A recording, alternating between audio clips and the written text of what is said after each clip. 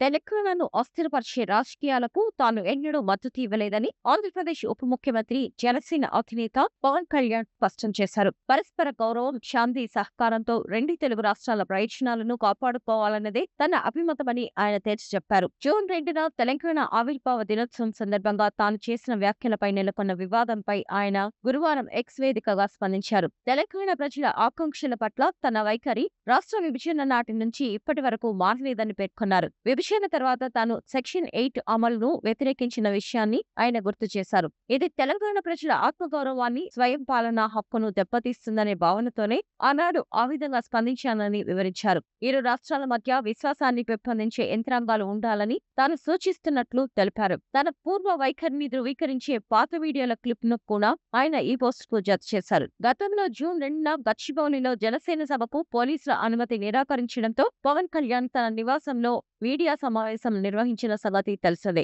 ఆ సందర్భంగా తెలంగాణలో 2029 అసెంబ్లీ ఎన్నికతో పాటు జీహెచ్ఎంసీ ఎన్నికల్లోనూ జనసేన పోటీ చేస్తుందని ఆయన ప్రకటించారు. అయితే అతివాద ప్రాంతీయతపై ఆయన చేసిన వ్యాఖ్యలు రాజకీయంగా పెనుదుమారం రేపాయి. పవన్ కళ్యాణ్ పై తెలంగాణ అధికార పక్షమైన కాంగ్రెస్ తో పాటు ఇతర పార్టీల నుంచి తీవ్ర వ్యతిరేకత వ్యక్తమైంది. మంత్రి పొన్నం ప్రభాకర్ సహా పలువురు నేతలు స్పందిస్తూ సుదీర్ఘ ఉద్యమాల ద్వారా సాధించుకున్న తెలంగాణలో ఇక్కడి వ్యవహారాల్లో ఇతరుల జోక్యం తగదని హితవు పలికారు. ఈ రాజకీయ పరిణామాల నేపథ్యంలోనే పవన్ కళ్యాణ్ తాజాగా వివరణించారు.